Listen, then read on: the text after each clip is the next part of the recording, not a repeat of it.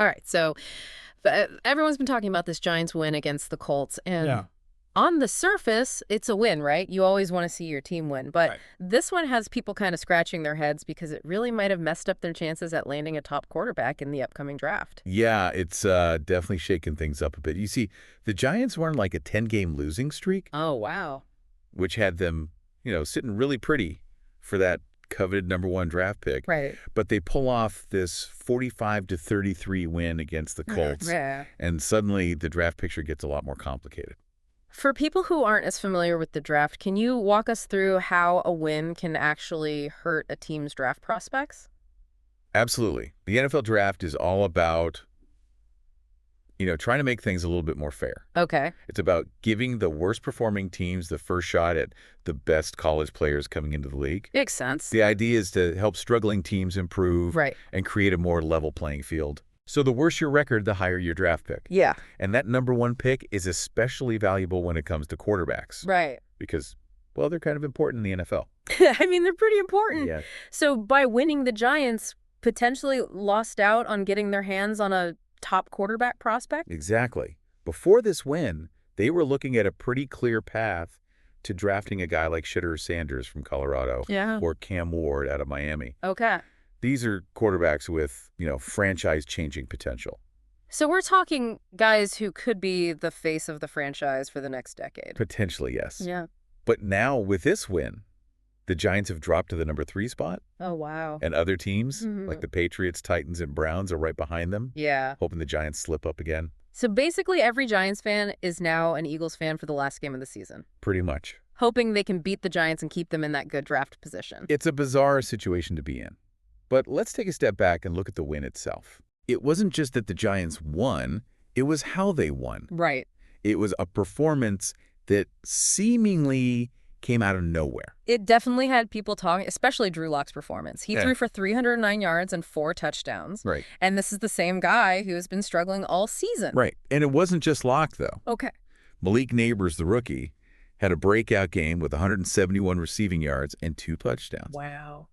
Slayton and Robinson also got in on the scoring action. So is this just a case of everything clicking at the right time? Right. Or was there something more to it? Was it the play calling? Yeah. Were the Colts just having a bad day?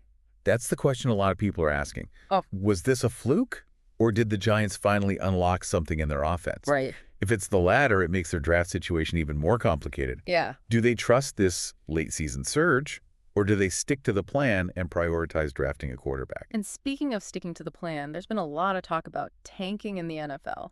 The idea that teams intentionally lose games to secure a better draft pick. Right. Was this win a sign that the Giants are maybe not fully embracing the tank? Well, it's hard to say for sure. Yeah. Intentional losing is a controversial tactic. Right. Not just ethically, but also in terms of its long-term impact on a team. Yeah.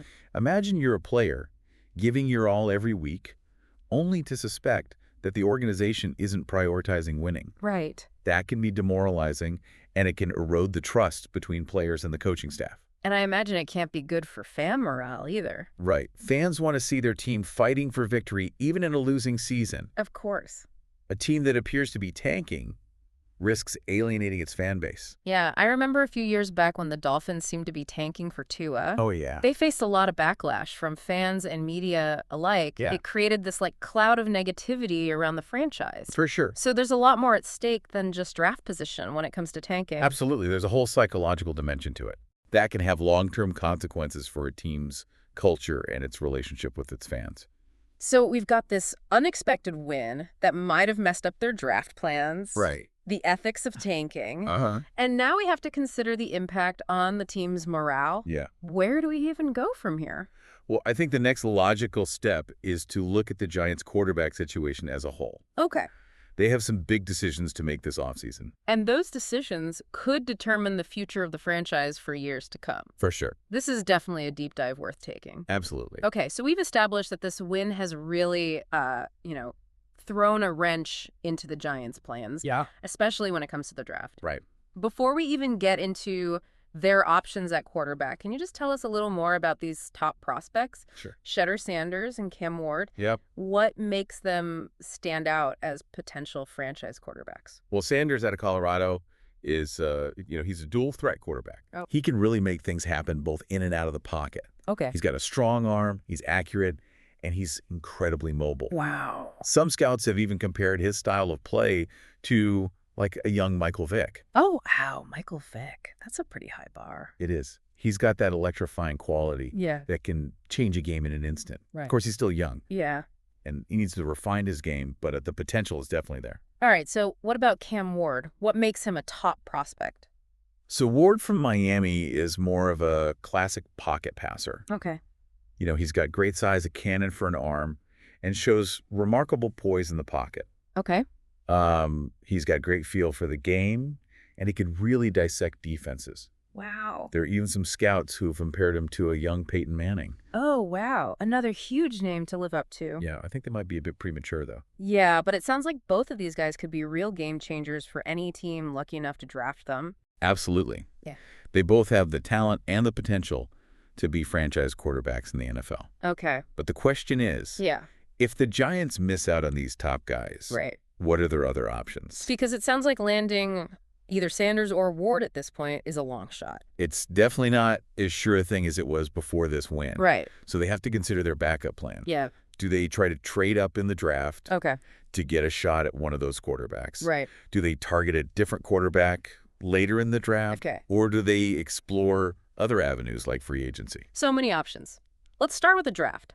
Are there any other quarterbacks projected to go in later rounds who might be worth taking a chance on? There are always sleepers in the draft. Right. Guys who might not have the hype of the top prospects, but who have the potential to develop into solid NFL quarterbacks. Okay.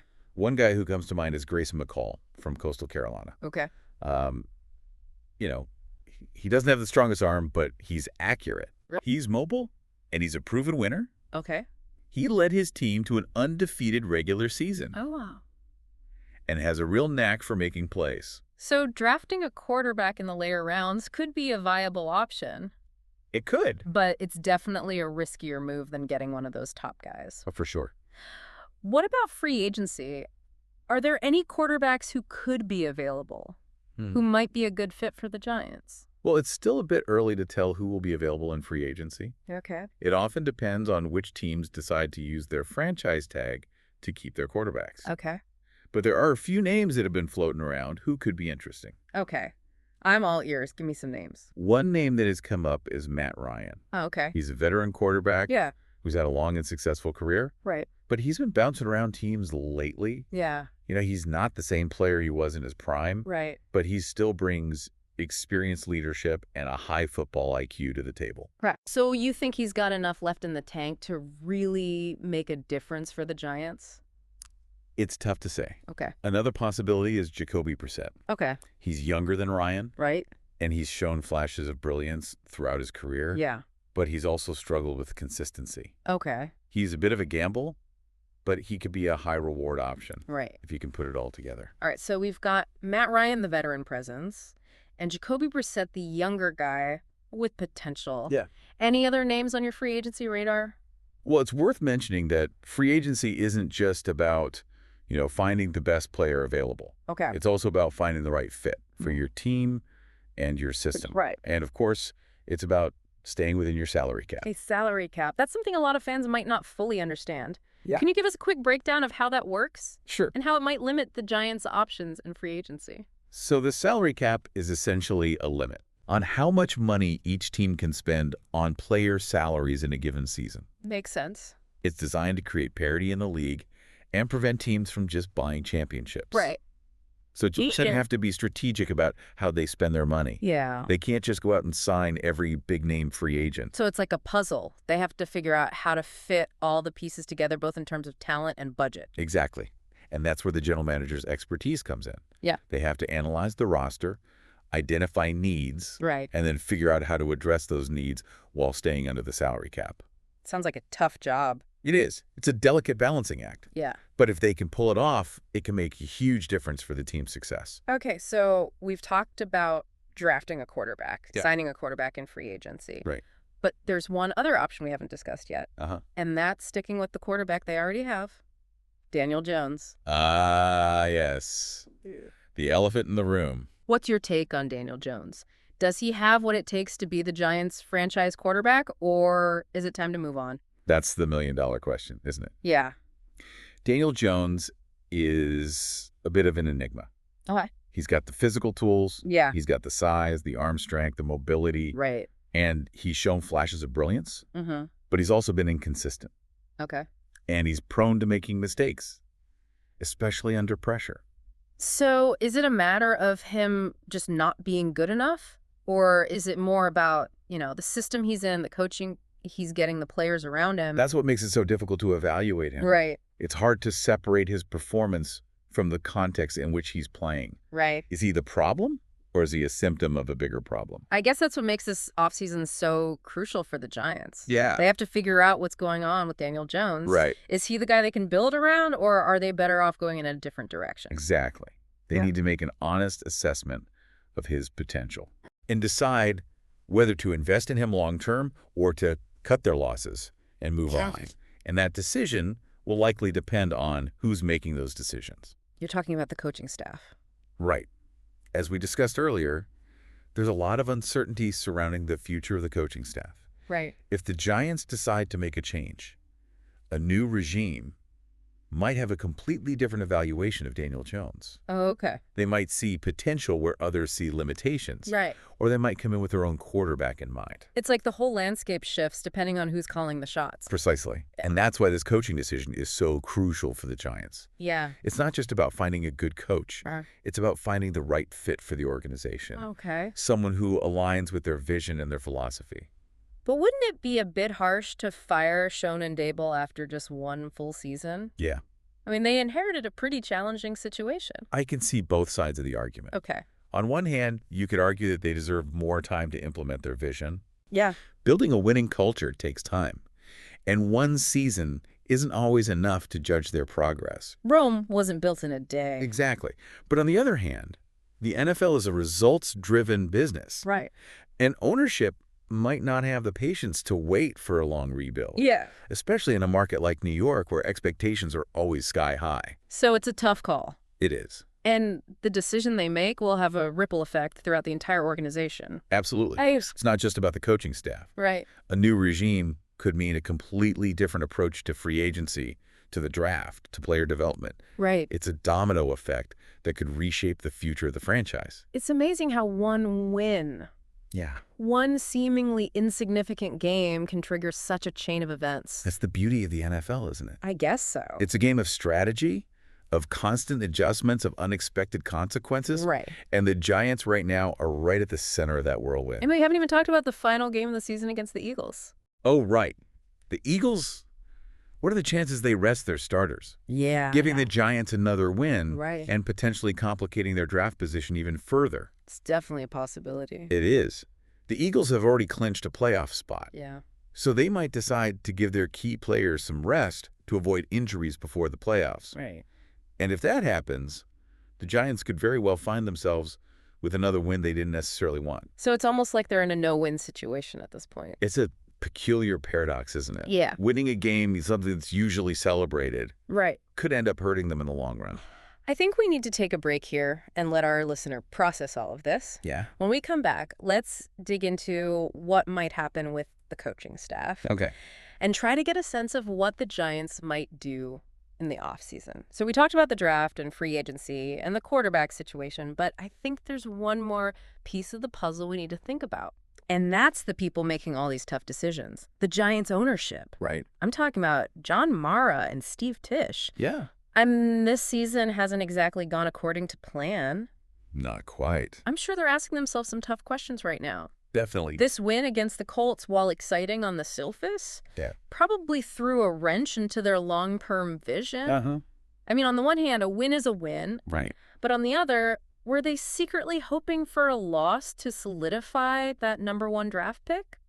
That's the big question, isn't it? Yeah. It puts a lot of pressure on the current leadership. Okay. Joe Schoen, the general manager, and Brian Dable, the head coach. Right. Their jobs are on the line. And ownership has to decide whether they have the right people in place to navigate this tricky situation. So are we thinking heads will roll at the end of the season? It's hard to say. Is a coaching staff shakeup inevitable at this point? It's possible. Ownership could decide that a fresh start is needed. Yep. Someone to come in with a new vision for the team. Right. A new regime might be more inclined to draft a quarterback high, Yeah. even if it means passing up on other needs. Okay. Or they might have a completely different approach to the quarterback situation altogether. Oh, so a new coaching staff could completely change the calculus. Exactly. Yeah. Imagine a scenario where a new coach comes in and sees something in Daniel Jones Right. that the previous staff didn't. Okay. Suddenly, the focus shifts away from drafting a quarterback and towards building around Jones. Right. Or maybe the new coach has a specific quarterback in mind, Okay. someone they've worked with before, and they make that their top priority.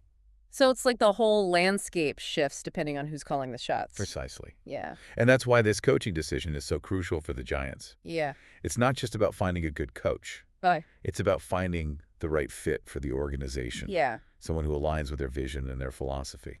But wouldn't it be a little harsh to fire Schoen and Daboll after just one full season? I mean, they inherited a pretty challenging situation. I can see both sides of the argument. Okay. On the one hand, you could argue that they deserve more time Yeah. to implement their vision. Building a winning culture takes time. Right. And one season isn't always enough to judge their progress. Rome wasn't built in a day. Exactly. Yeah. But on the other hand, Yeah. the NFL is a results-driven business. For sure. And ownership might not have the patience to wait for a long rebuild. Right. Especially in a market like New York, Especially in New York. where expectations are always sky high. Yeah, So it's a tough call. it is. And the decision they make will have a ripple effect throughout the entire organization. Absolutely. It's not just about the coaching staff. Right. A new regime could mean a completely different approach to free agency, Okay. to the draft, to player development. Right. It's a domino effect that could reshape the future of the franchise. It's crazy how one win, I know, right? one seemingly insignificant game, Yeah. can trigger such a chain of events. That's the NFL for you. I guess so. It's a game of strategy, constant adjustments, unexpected consequences, Right. and the Giants are right at the center of it all. So we've explored all these different angles, We have. but now I want to turn it back to you, the listener. Yeah. What's your takeaway from all this? Yeah, what do you think? Was this Giants win a blessing or a blunder? It really depends on what you value. If you're a fan who just wants to see your team win, Yeah. then this win feels good in the moment. Right. But if you're thinking long-term Yeah. about building a sustainable contender, then maybe this win comes with a tinge of regret. It's short-term gain versus long-term pain. Exactly. And only time will tell what the true impact of this win will be for the Giants. For sure. So as we wrap up this deep dive, Yeah. we leave you with a question to ponder. Okay. If you were in the Giants front office, what would your next move be? That's a tough one. Would you prioritize drafting a quarterback? Would you try to build around Daniel Jones? Or would you go in a completely different direction? So many options. Let us know, because we'd love to hear your thoughts. Thanks for joining us on this deep dive. Until next time, Keep exploring keep questioning and keep diving deep. into the fascinating world of the NFL.